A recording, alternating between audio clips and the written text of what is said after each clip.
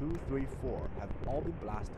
The DPRK says Tunnel 1, which was not shown to us, was abandoned after the country's first nuclear test in 2006.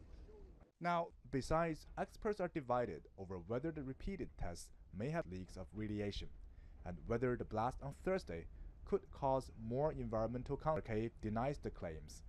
The DPRK did not allow mountains have been covered by thick plants.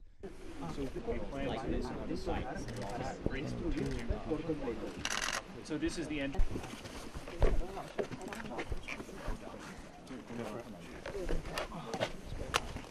The DPRK says it is designed to carry out what they call very powerful nuclear tests. It was never used before, and now it's also coming down.